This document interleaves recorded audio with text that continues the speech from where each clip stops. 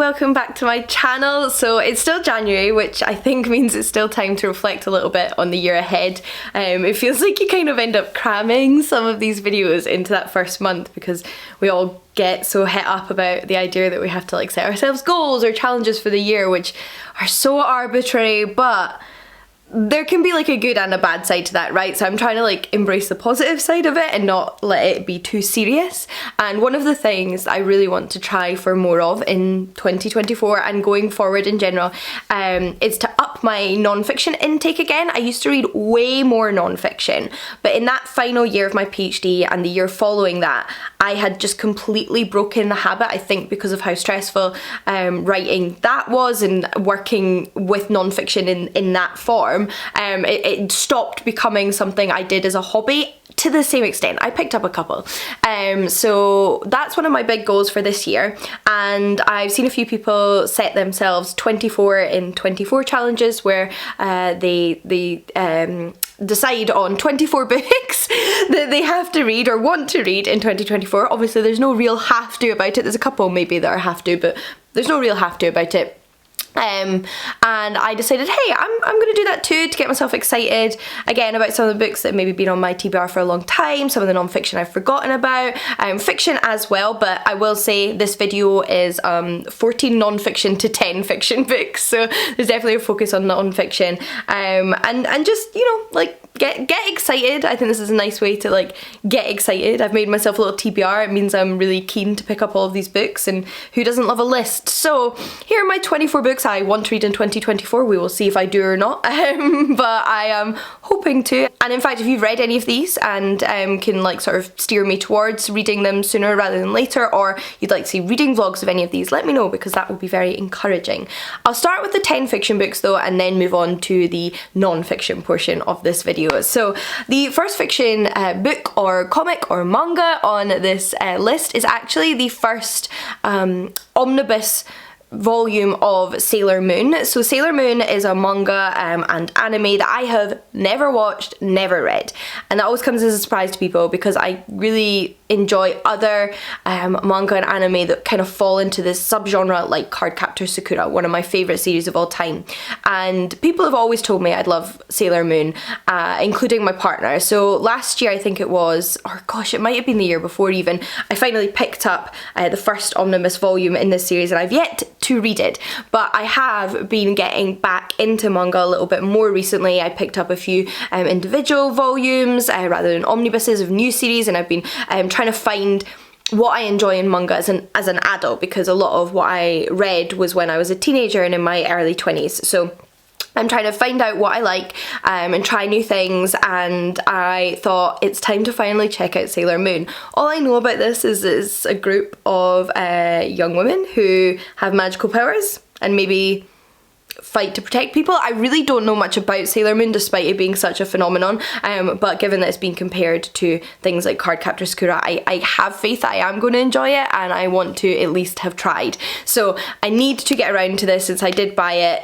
potentially over a year ago. I need to find out, because it also shouldn't take too long to read. In fact, I did have a thought for a video, which is one in which I try getting into a few different fandoms. So taking a big series like Sailor Moon, which has such a big fan base, and trying that out, and maybe trying it out like in the anime and the manga, in just sort of like other aspects that exist, and I could maybe do a couple of fandoms in one video, or just dedicate one video to one fandom. So let me know if that's something you'd be interested in. Next up is a book that only came out recently, and I am terrified to read, like genuinely scared. It's something that genuinely puts fear into my heart, and that is Murtagh by Christopher Paolini. So this is technically book 5 in the Inheritance cycle. It is a long-awaited surprise sequel, really, to the original Eragon books, which started with Eragon. And the Eragon books, the Inheritance cycle, which is 4 books, is one of my favourite fantasy series of all time. I grew up adoring these books. I've reread them multiple times. I love them with all my heart. They're very very much like high fantasy, political intrigue. I'm just getting emails, sorry about that. With like big sort of political factions and warring groups in a desolate kingdom that's just being run really badly, and our protagonist Eragon finds a dragon egg. So that's how it all starts, and obviously he becomes part of the rebellion. And I love these books, absolutely adore them. Murtagh is a side character slash getting to main character by the end of the books, who is one of my favourites, if not my favourite character. Nasuada and Murtagh, favourite characters of all time from the Eragon series. I have been eagerly awaiting it, but as soon as it came out, I just became so scared because it's my favourite character, one of my favourite characters in one of my favourite book series of all time, and it's been over a decade since the series finished, or close to a decade since the series finished, and I'm just kind of terrified because I don't want to... I have actually seen really good things about it. Like, the reviews I've seen have been really positive. Christopher Paolini has clearly poured a lot of love into this book. It's not just been like some sort of cash grab, and I am sure it is probably going to be good, but there's just like that little bit in the back of my head that's like, what if it doesn't live up to my personal expectations or whatever. So I don't want to put it off forever and let the fear build up even more. I want to make sure I get to it ASAP. I've bought the audiobook, so I need to listen. I just need to listen. On the topic of series, I do actually have another book in a series, in a trilogy, which is actually the first book in a trilogy I've read the other two books of. So if you saw my favourite books of the year, you might have seen me talk about Talia Hibbert's Ravenswood series, which is a contemporary romance series set in a small town in England outside Manchester. And it follows different members of a friend group as they obviously both like grow as people and sort of like just sort of develop in their own way and overcome their own issues whilst also finding love, and that is lovely. And it also has loads of fantastic queer rep. For example, in book 2, one of the protagonists is bisexual. We have a demisexual protagonist in book 3, and it also has mental health rep, and that's all great, and I loved both of those books. They were in my favourite books of 2023, but I started on book 2 because they're about different couples, so you don't necessarily need to read them in order, but it just seems silly at this point that I haven't read book 1 when I've met the characters from book 1 multiple times now. So I really want to get to that, and it's not a book I have been meaning to pick up for a long time. I only just read the other two, so it would be nice to also read them all really close together. And from what I understand, there is also autism rep in book 1, so yeah, I'm gonna read that in kind of like a prequel style to the other two, but I'm looking forward to it. In fact, whilst we're on the topic of contemporary romance with autism rep and bisexual rep, I have another book high up on my TBR that I just got my arc of and I immediately want to pick up. You know when you just get like a book in your hands, you're like, this is getting read in like the next 4 weeks.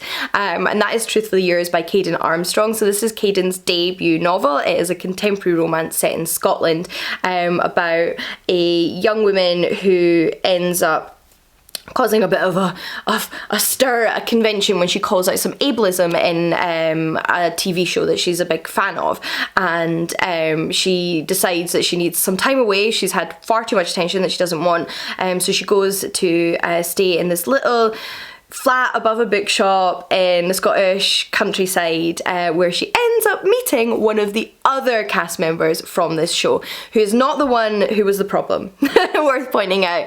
And it turns out he is actually a great admirer of what she did, and they obviously come together, and I'm really excited.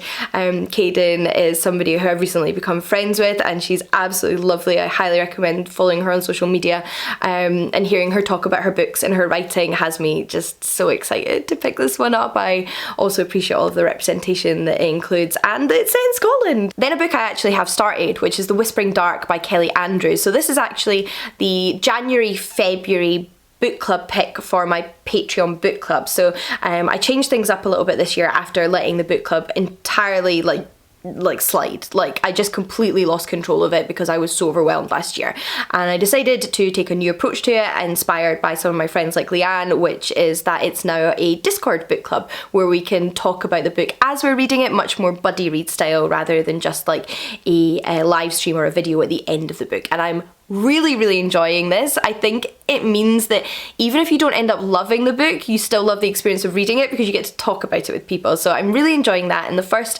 book we picked to read together over January and February, because it's a bi-monthly book club, is The Whispering Dark, which is like a dark academia fantasy novel. with a deaf protagonist named Lane, who gets a place at this college, which is like a little bit more of like a supernatural college. So they learn all your regular college stuff, but they also kind of learn about other world, other sort of I've forgotten the word right now, but like, you know, other layers in our world, and crossing over into other worlds and communicating with other spirits and things that are going on around you. It's all quite vague at the beginning. And another older student at this college called Cultish, who knows Lane, even though Lane doesn't know that she knows him, and he apparently has been told to stay away from Lane, but obviously cannot. He just cannot, and we don't know much about him other than that he's part of some sort of secret society, and there's a lot of mystery going on at this college. And I'm currently about 20% of the way in, I think, and I'm enjoying reading it. And with everyone else, we're definitely at different paces. Some people have like sped well ahead, whereas I've been reading quite slowly, and then some have just started. But we've been able to like sort of maintain the chat over different threads, so that's really nice. And I'm enjoying reading it with everybody else. And obviously, I need to read it this year because it is our book club pick. And we are also currently voting on what book to read in March, April, which will be a horror novel that we've got 10 to pick from. So I'm excited to see what that is, and that will also be on my TBR, but I don't know exactly what it will be yet. In fact, on the topic of horror, I do have one horror book on my absolute must-read TBR for this year, because I need to get to it ASAP before I lose the plot, do you know what I mean? It's a book that I actually started at the end of 2023, but for one reason or another, I was quite ill and it got all a bit chaotic, and I put it down. And I hate when I do that. I hate when I read like a chapter of a book and then I'm called away for some other reason and I lose the plot of it. I need to go back to it within a certain space of time, because I was really enjoying the writing and the plot sounds phenomenal. That is I Feed Her to the Beast, and the Beast is Me by Jameson Shea. I always forget the second part of that title, which is a YA horror set at or involving ballerinas. So I forget if it's like a school for ballet or like a ballet company, but it's about young ballerinas in the kind of like toxic environment with a potential paranormal twist and I believe sapphic rep. So I'm very excited to like get back into that ASAP. Then we have some more sequels. So the sequel I am probably most excited about coming out in 2024. In fact, it may have just come out, like it literally comes out this month, so I need to go pick up my copy, is Emily Wilde's Map of the Otherlands. Yeah, that's what the sequel's called, which is a sequel to Emily Wilde's Encyclopedia of Fairies by Emily Fawcett. This is like a cozy, charming, historical fairy fantasy set in a like slightly different version of our world, where fairies are well recorded and well documented, and there's even an academic discipline studying them, where we follow a scholar on a research trip to study them, who ends up getting pulled a little bit further into their world than she'd initially planned. She doesn't manage to maintain that distance, and one of her colleagues, who there may or may not be some chemistry with. And I loved book one. It was so cozy and comforting, charming, well written. Loved the way it played around with folklore and interacted with it in a historical setting, and I just can't wait for book two. And then I actually have books 2 and 3 in a series which I've already read, but will be rereading this year and cannot let go further than this year, because this is what happens when you're reading series. If you don't keep up the momentum, I lose it.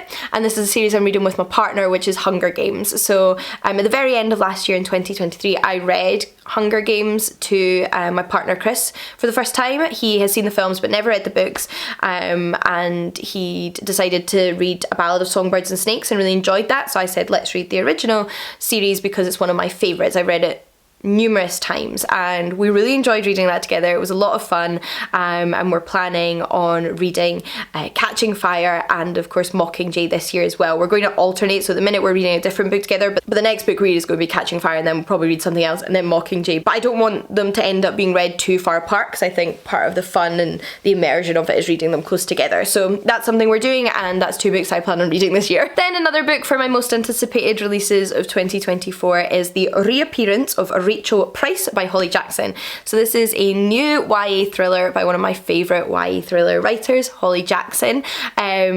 about a sort of cold case where a girl went missing in this small town, and how the case comes back up again, you know, the reappearance of Rachel Price a few years later, and we follow another teenage girl in this town and how it all relates to her. It's one that I'm largely picking up on the basis of the author, because Holly Jackson, I find, just plots really fantastic mysteries. Like, you can have a good mystery novel that's kind of predictable and still enjoyable, but with Holly Jackson's work, I find it really takes you on this roller coaster. There's red herrings, and you think you know what's happening, and then you don't know what's happening, and it has lots of little surprises that all fit together at the end, and they're so clearly plotted and mapped out that it works really well and makes for a really, really compelling read. So I'm excited to read this one, and I want to read it the year it comes out. That, however, brings us to the end of the fiction books, I believe. I hope that was 10. So moving on to the 14 non-fiction books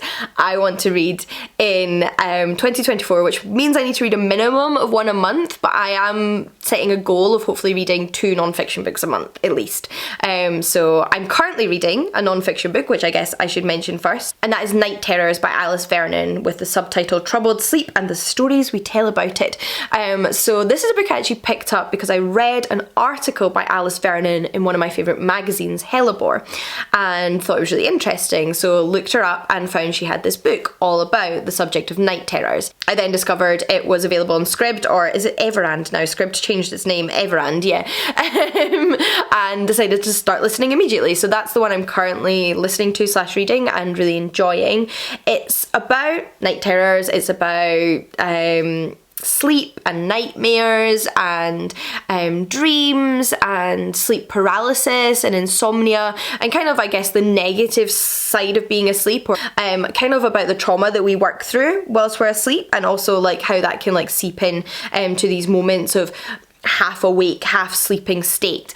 And the author approaches it so far largely through looking at historically how we've treated these things, like how we've tried to explain them away, how they've appeared in literature, like pieces like Dracula, and how sleep becomes a part of that. How, I guess, not just like the science of sleep, but kind of culturally how we've approached sleep and how it's sort of gotten into our media. I've obviously not read too much of it so far. I'm only probably like 15% of the way through the audiobook, but I'm enjoying it and looking forward to finishing it. In fact, given that I've just mentioned HBAR, I'm also going to mention them again. So this isn't necessarily like a book, it's a magazine. It's an issue of a magazine that I love. It's my favourite magazine, and one of my like goals is also to like read this magazine, or any magazines I'm buying, before the next issue comes out, or before I pick up the next issue, because when I first started reading HBAR, I got a little bit of a backlog, and I've been catching up, and now I have the most recent issue, which is number 10, the most recent Yuletide special,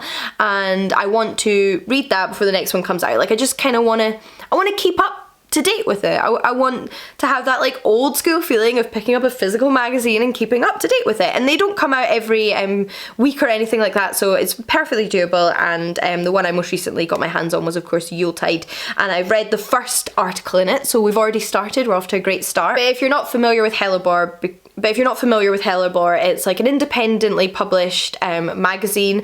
I'd highly recommend following them on Instagram if you want a better sense of it, where the overarching theme is sort of folklore, horror, and Britain. It's a history meets folklore magazine, and it's really, really interesting, so would highly recommend it. And I can't wait to read more of the most recent issue. I think it's issue 11. It's a Yuletide special anyway. We then have a book that I mentioned in my most recent book haul, which is Internet for the People, The Fight for Our Digital Future by Ben Tarnoff. And I would literally be reading this book right now if it wasn't for the fact that my mum's already stolen it. So my mum is reading it. She's almost done though, thankfully, because I'd like to film a reading vlog for it, where I like discuss the talking points as I read through it and what I learn from it, and maybe start up a conversation with all of you, because naturally we're on the internet. It seems relevant to vlog reading a book about the internet. But I can say my mum is loving it so far, so if you care for Fiona's recommendation, she would highly recommend it. She says it's really accessible, easy to read, but really, really informative. And it is a book that is basically about the democratization of the internet. It's talking about the I guess, problematic aspects of the internet basically being dominated by private companies, and how we might envision a democratized internet which is better and run for the people. So yeah, I'm excited to read that. Then we have a history book, which is Femina by Janina Ramirez, a new history of the Middle Ages through the women written out of it. So I read and loved The Once and Future Sex by Eleanor Janega last year, which was a book about women in the medieval era, and really enjoyed it. It was one of my favourite books of the year, and ever since I've started talking about that book, everyone has been recommending Femina to me, which is obviously on a similar topic, but you can't just read one book on a topic. Like, every book has something to offer. So yeah, it's just come highly recommended by lots of people, and I'm really enjoying reading more medieval history books at the minute, so it's on the TBR. Then a little bit more modern, we have the 2000s Made Me Gay, an essay collection on pop culture by Grace Perry. So this is a book I added to my TBR because I'd seen it compared to a book which I now can't remember the name of, but it's also a book on pop culture and queer culture in the late 90s, early 2000s. Oh, what is it called? It was really good though, I really enjoyed it. And I've been really enjoying generally reading more books and essays on pop culture and media, and how they feed into subculture. It's something I've been enjoying reading about in very niche forms, like the 404 Inkling series, and that Girls Can Kiss Now, that was what the other one was called. I think Girls Can Kiss Now. So this was one I found when I was looking for books similar to that. It came up. Obviously I grew up in the late 90s, early 2000s as a kid and teen. I was born in 1992, and I am bisexual, so I have my own relationship with queer media and just general pop culture and how it talked about queer people back then. So I enjoy the kind of I enjoy the nostalgia of books like this, and also the way they can make you or help you formulate thoughts about how things maybe impacted you in a way you weren't aware of at the time. So I'm looking forward to reading that one. Then another history book which I've had for too long. So I had a few books in my book haul recently which were from the Verso's annual festive book sale, where you get like 40 or 50% off their books, and I buy books from the sale every single year, and I read some of them, but I do not read them all, and I have a backlog. So there's a couple of books that I bought like 3 years ago at least, from the Verso Christmas sale, including A Kick in the Belly by Stella Dadzey, Women's Slavery and Resistance, and I need to read this book. I cannot continue to buy books from this sale and not read them. So we cannot come around to the end of this year and I purchase books from the Verso festive sale not having read ones that I bought from their sale like 2 or 3 years ago. So this one is top of the TBR. Whilst we're on the topic of non-fiction books I've had on my shelves a little too long, I want to mention Darkly, which is one that I haven't had as long as the previous book, but I've definitely had for over a year, possibly going on 2 years now. And that's by Layla Taylor with the subtitle Black History and America's Gothic Soul. Now, I've always enjoyed horror novels, but I only recently in the past few years got into horror films, aside from like the Scream franchise. Like, I've been diving more deeply into the genre and finding what I like, and really enjoying certain things, particularly like horror, either like satirical horror or like stuff with kind of like social commentary in it. Those are my favourites, and I am desperate to find more folk horror, but that's another subject. And because of that, I've wanted to read more non-fiction about the genre. It makes me like more intensely interested, and this is one book I picked up because it's about more specifically the genre of like the American Gothic in terms of like literature and media, and the relationship between that genre and the like fears that are portrayed by that genre and race in America, and how there is like a connection there, and that's what the author explores. So I'm really interested in reading this, and I need to read it this year because it shall not have been on my TBR for another year long. And similarly, actually, whilst we're on the topic of horror, I would really like to pick up Horror: A Very Short Introduction from the Oxford Very Short Introduction series. So this one's by Darryl Jones, and the series in general, if you haven't come across it, are like short little books, though quite academic, which do a little deep dive introduction to a specific topic, and this one is obviously about the horror genre. I really enjoy these books generally. There's some I've enjoyed more than others, they're all written by different authors, so naturally, but I find them very interesting in terms of their analysis of a subject that I'm maybe not like super familiar with, but I'm getting into. as well as actually their analysis of subjects I am quite familiar with, and I can sort of like see how this specific scholar has like thought about it. Then we have something, well, could we say it's related to horror? There's definitely been horror inspired by this subject, and that is Pan, The Great God's Modern Return by Paul Robichaud. So Pan is an ancient Greek god, half goat, half man, that you might be familiar with, who plays the panpipes. And he's a really, really interesting figure. He's one of the few sort of Greek deities, or Roman deities in fact, who actually die in some versions of mythology. There's like a version of Pan's story where he dies or disappears. So I think in part because of that and his association with like licentiousness and hedonism and joy, etc. He's someone that's very much continued to capture imaginations since antiquity, particularly in the sort of like early modern era, and continuing into the current modern era. There has been and there was a lot of resurgence of interest in Pan as a figure, but I'm intrigued to learn more because my understanding of the modern Pan is definitely less well informed. I've read a little bit about it, but I'd love to read a whole book, and I want to read this one. Naturally, as you also know, I'm very interested in how like myth and gods and goddesses and mythology like continue to be relevant and how they change over the centuries, so this also feeds into that interest. Then we have a book that came out last year and I picked up immediately in hardback, which means I cannot keep having hardbacks sitting on my bookshelves unread when the paperbacks come out. It's unacceptable. Obviously this is going to continue to happen. It's not something I'm genuinely expecting never to happen again, but I do want to read this one ASAP because it's by an author I love, and that is Patriarchy by Angela Saini, which has the subtitle How Men Came to Rule, and it's not called Patriarchy, it's called The Patriarchs. Can't even remember what my books are called. Angela Saini is an author I love. She is a scientist by trade, so her history books and her like social history and social study commentary books come often from a scientific perspective, which I find really interesting. And she wrote previously Superior and Inferior, one of which is on the science of like racism, like the bad science, the bad faith science that had been used to legitimize racist rhetoric, and similarly sexist rhetoric. So I found those really interesting and really unique and really different, and for that reason I am just like here for anything Angela Saini writes, because I know she'll bring a new perspective for me as a reader that I maybe haven't read before. I'm not saying that like what she's writing has never been discussed anywhere else. She also writes really accessibly about these topics, and she clearly does so much research on all of her books. So yeah, like naturally I just want to read everything she writes, and I want to make sure I read this one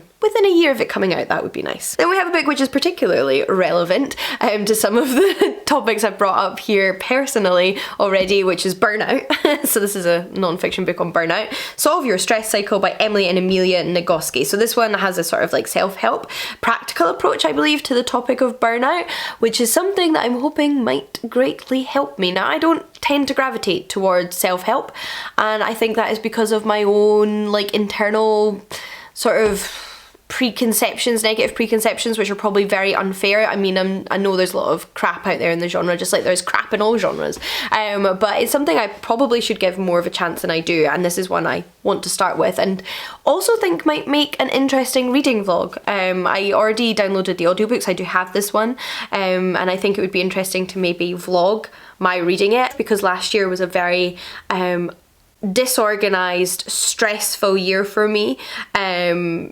which I wasn't expecting, because I thought things would mellow out after I finished my PhD, and they didn't, and I think part of that is to do with burnout. So I think a book like this could be really helpful. Obviously I don't know, but I'm excited to give it a listen and see if it helps me on my journey, and I thought it might be interesting to take you along on that journey too. Let me know if you'd like to see that, if you'd like a vlog on that. Then we have Cultish, The Language of Fanaticism by Amanda Montell. This is another one that I found the audiobook of on Everand, so it's downloaded, it's ready to go, and I think sounds really, really interesting. It's another one with like a lot of non-fiction where the subtitle is pretty self-explanatory.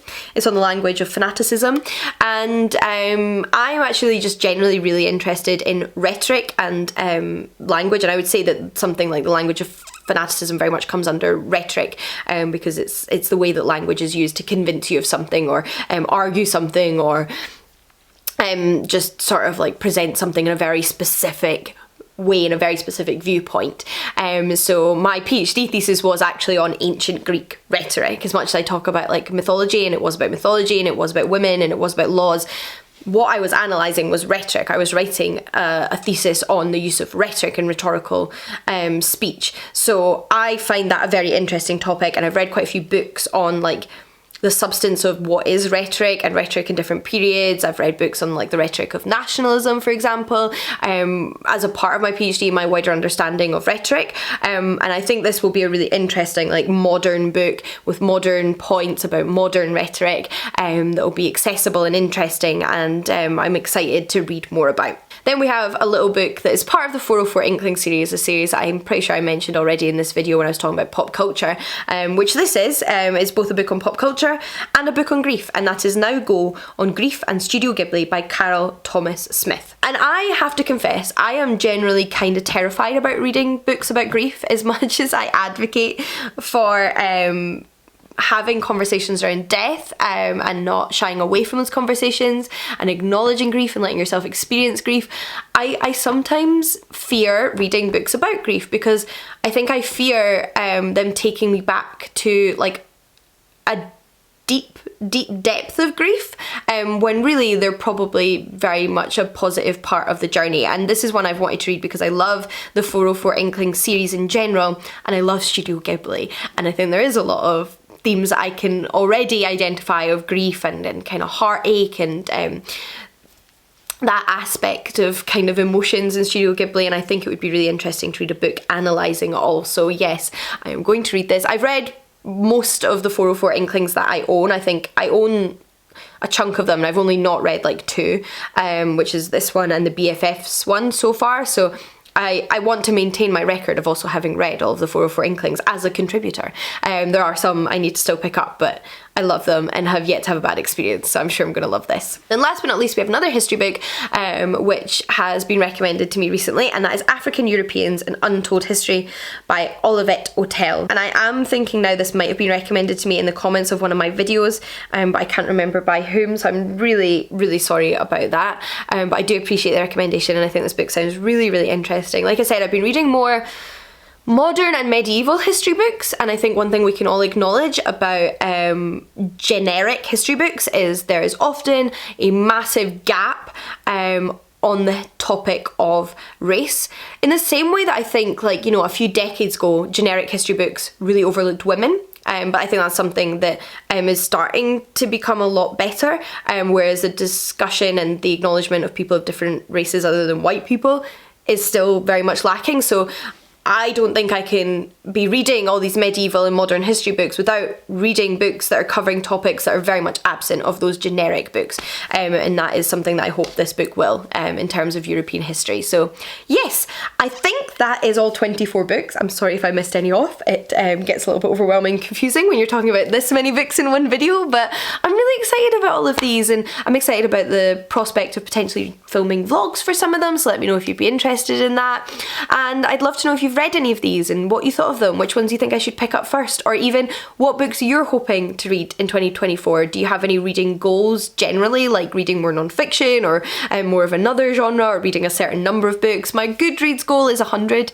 It was 100 last year and I managed to read that, so I think that's fair, but I always set a Goodreads goal without any real like concern for whether I meet it or not. It's not going to bother me if I do or don't. So yeah, those are my only two real goals, but the non-fiction one is the priority. So I am looking forward to reading all these books, and I should probably just go now because I'm rambling. Until next time, happy reading, and I'll see you all again soon. Bye everybody.